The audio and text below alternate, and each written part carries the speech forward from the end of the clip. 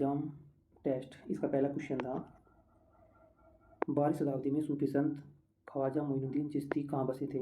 ये अपने आखिरी समय में अजमेर में बसे थे, जो राजस्थान में है। इन्होंने मुस्लिम क्षेत्रों में व्यापक रूप से यात्रा की। उनकी जो तीर्थ स्थल है वो दरगाह, वो शरीफ है, अजमेर में भी है। दरगाह जो है शरीफ, ये अजमेर में है।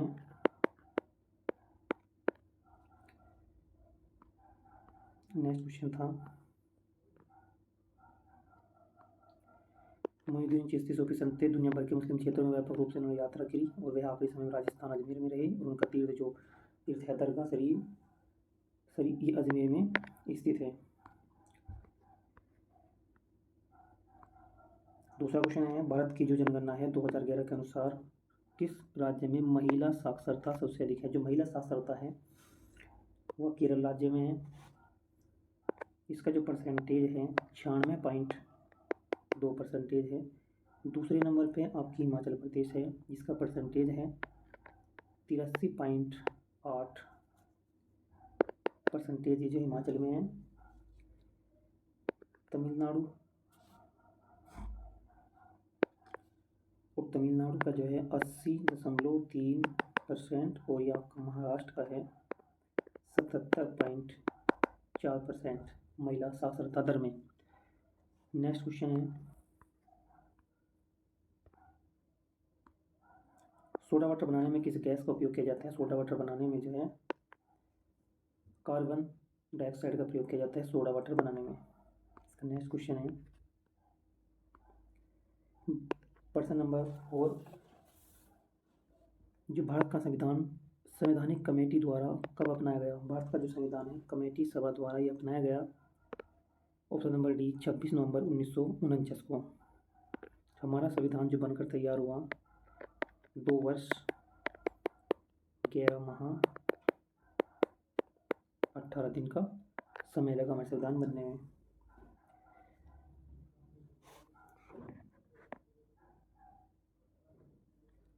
नेक्स्ट क्वेश्चन है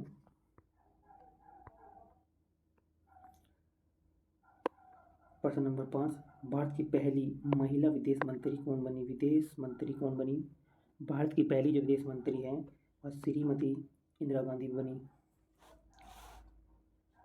पहली महिला विदेश मंत्री बनी इंदिरा गांधी, नेहरू जी की पुत्री पंडित जवाहरलाल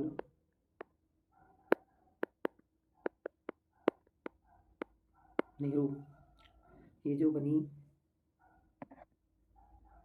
विदेश मंत्री, सूचना प्रसारण मंत्री बनी और ये पीएम भी बनी।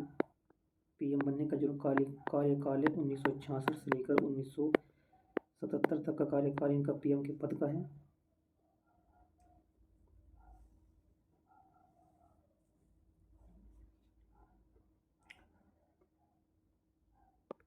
प्रतिभा पाटिल देश की प्रथम राष्ट्रपति महिला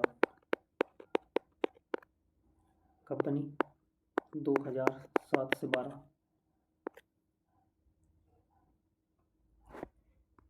नेक्स्ट क्वेश्चन है इसका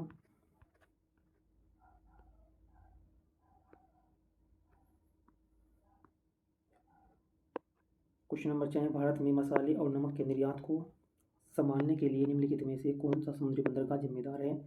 वो है कोच्चि बंदरगाह। कोच्चि बंदरगाह ये केरल राज्य में है।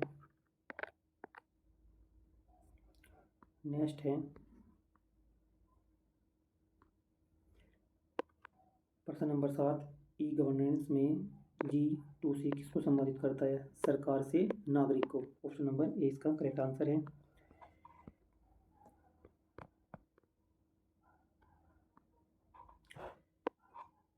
ई गवर्नेंस में G2C का मतलब है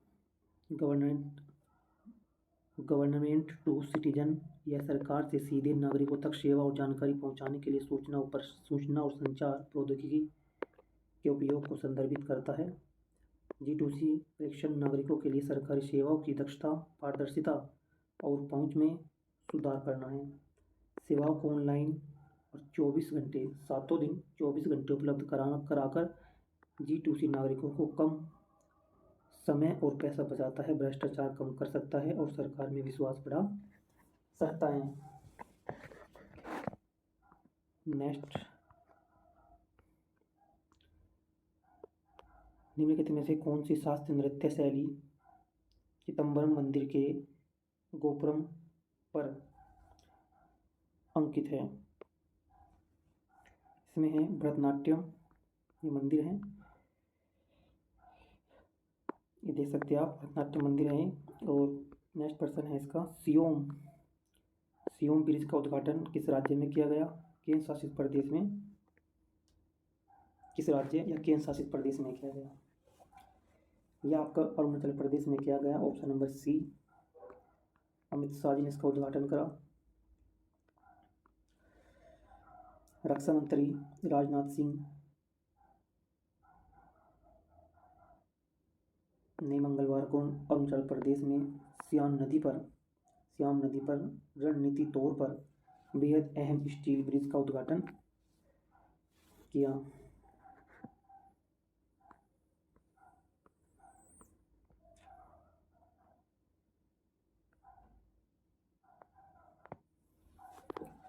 क्वेश्चन नंबर 11,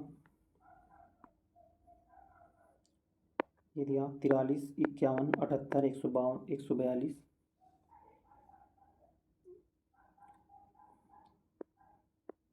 43, 51, 78, 142, 267, ये आ गया क्वेश्चन मार्क। यहाँ से यहाँ पे हम पहुँचे, यहाँ पे है 8 काउंट हुआ, इसमें 8 काउंट हुआ, यानी कि हम लिख आएंगे 2 का घन। यहाँ से हम यहाँ पे अगर गए, यहाँ पे काउंट हुआ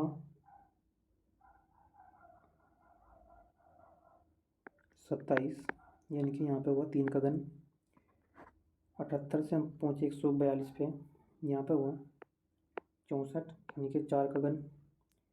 यहाँ से इस पे गए 267 पे, 5 का घन, यानी कि 125,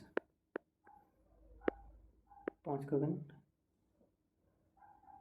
और यहाँ से हम इस पे गए 6 का घन, यानी कि 216, 216 करने पर 6 7 13, 1 4 1 7 1 8, 2 2 4, 483 का करेक्ट आंसर है, ऑप्शन नंबर ए है।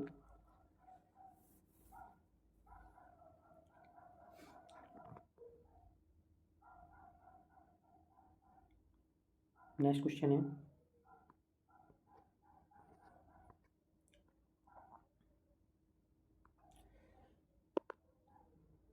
पीलियानुपात यकृत समानुपात अक्षरों किससे संबंधित है?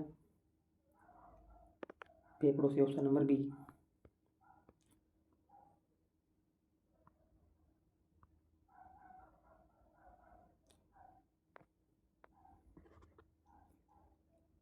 क्वेश्चन है 13, P प्लस क्यू का अर्थ है P क्यू का पिता है, और P माइनस क्यू का अर्थ है P क्यू की माता है। यहाँ से हम इसे सोल्व करेंगे, सिर्फ इस सिंबल को लेंगे, A माइनस बी वाले को, A माइनस बी इसमें है। इसमें क्या कि P माइनस क्यू का अर्थ है P क्यू की माता है, तो यहाँ कहेंगे हम A माता है B की, A माता है B की। अब हम इस सिंबल को लेंगे, B परसेंटेज C, इसमें दे रखा है ये वाला, देखो P परसेंटेज क्यू का अर्थ है P क्यू का भाई है, तो इसमें B जो है भाई है C का, ये भाई है किसका? C का। अब आप यहाँ से यहाँ पे चलेंगे, C स्टार डी में ये दिया है यहाँ पे कि P क्यू की बहन है, यानी कि C बहन है D की, या बहन है D की। उसके बाद में हम सिंबल पे जाएंगे, इस वाले पे डी प्लस ई आपको दे रखा कि P क्यू का पिता है, तो इसमें क्या है, D E का पिता है किसका?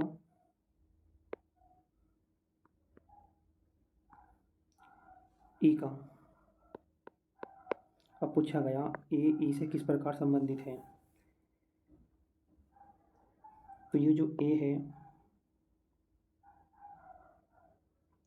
ई के पिता की, ई का पिता, डी डी की क्या है माँ, माता है, इसके पिता की माता है। ऑप्शन नंबर इसमें है, ऑप्शन नंबर इसका डी है। यानी कि इसकी ई की, इसने पूछा ए जो है ई से किस प्रकार संबंधित है। ई जो है ई ए जो है ई के पिता की माता है। ऑप्शन नंबर डी है, ई के पिता की माता है। इसमें ये बोल रहा हूँ ए जो है ई के पिता ये होगा और इस पिताजी की माता होगी। तो यहाँ पर हम कह सकते हैं ए जो है ई के पिता की माता है।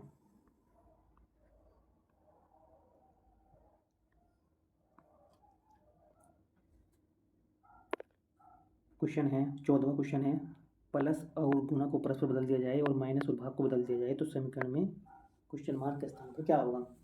तो बदलते हैं, यानी कि हमने लिख लिया यहाँ पे 20, जहाँ भाग है वहाँ पर करना हमें माइनस, माइनस कर लिया हमने 5, जहाँ गुना है वहाँ पर करना हमें प्लस, प्लस लिख लिया हमने यहाँ पे 10, और जहाँ माइनस है वहाँ पे करना था हमें भाग, डिवाइड करना था, डिवाइड करने पे हमने लिख लिया 5, और जहाँ प्लस था वहाँ पे करना था हमें गुना 2 बराबर क्वेश्चन मार्क।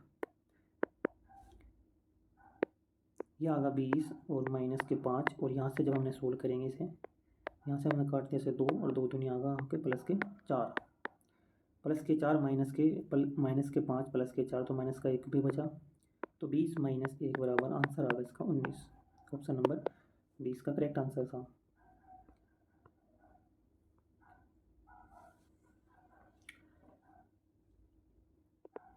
क्वेश्चन नंबर 15 में इसमें क्या गया था कि समीकरण को चिन्ह बदलने पर देखना था। चिन्ह बदलने पर हमने देख लिया, सही आगा 9, और जहाँ ये माइनस का चिन्ह था वहाँ पे हमने डिवाइड का कर दिया इसके चिन्ह के स्थान पर, क्योंकि माइनस और डिवाइड का ही चिन्ह बदलना हमें बदलना, और यहाँ पे हमने प्लस कर दिया और 26, और जहाँ ये भाग का चिन्ह था वहाँ पे हमने कर दिया माइनस का, -9 बराबर 50।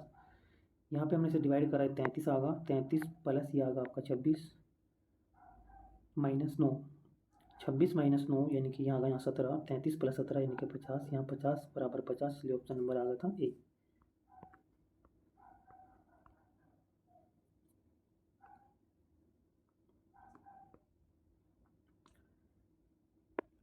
ये 16 क्वेश्चन है। एक परीक्षा में एक विद्यार्थी ने पहले पेपर में 200 अंकों में से 40 अंक प्राप्त किए।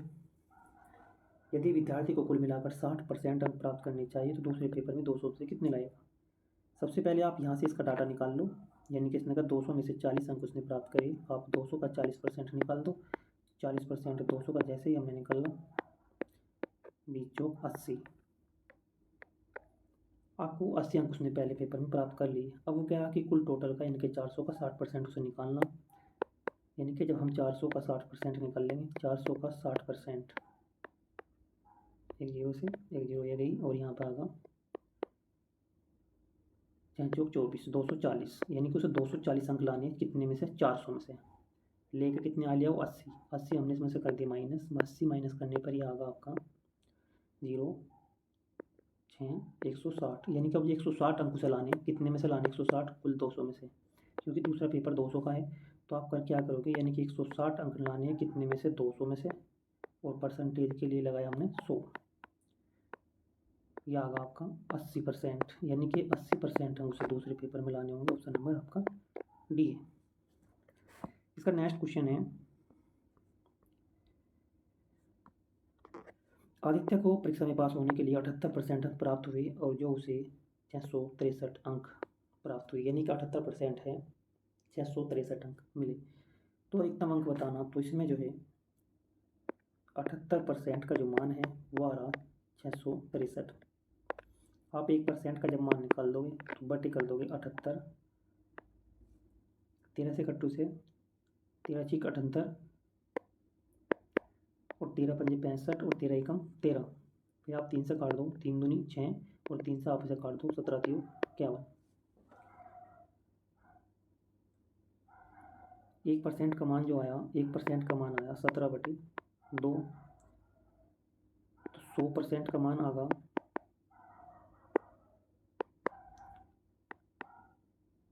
17/200, 50, 17 पंजे 85, 850 अंक की जो है ये परीक्षा थी। Option number B.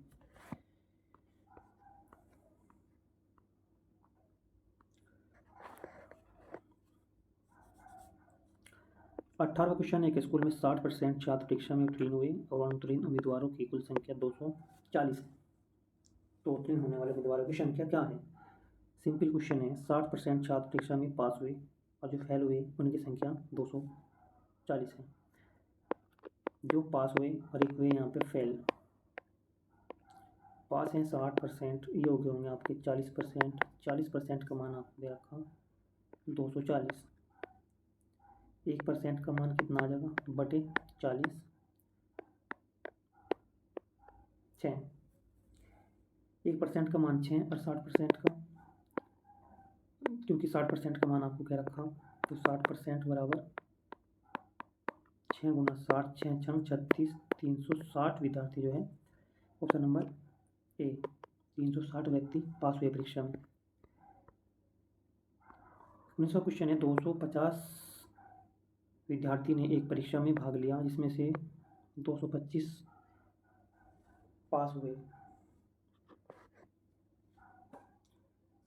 प्रतिशत इसमें निकालना 225, कुछ नहीं करना इसमें। 225 250 का कितना परसेंट है ये पूछा गया प्रश्न में। परसेंटेज के लिए लगाया हमने 100। 25 अट्ठे 200, 25 निम्न 225 और एक 0, 90% इसका आंसर है। यानी कि 90% व्यक्ति परीक्षा में उत्तीर्ण हुए।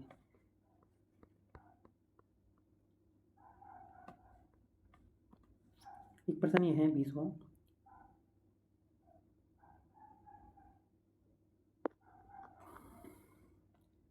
एक कक्षा में 82% छात्र उत्तीर्ण हुए और 2% को पुनर्उपस्थित श्रेणी में रखा गया कि वे दोबारा आकर पेपर दे सकेंगे।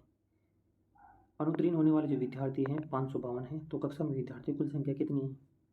तो 82% छात्र उत्तीर्ण हुए, 2% दोबारा परीक्षा देने के लिए आएंगे, यानी कि हमने 2% इसमें काउंट कर दिया। ये होगा आपका 84%।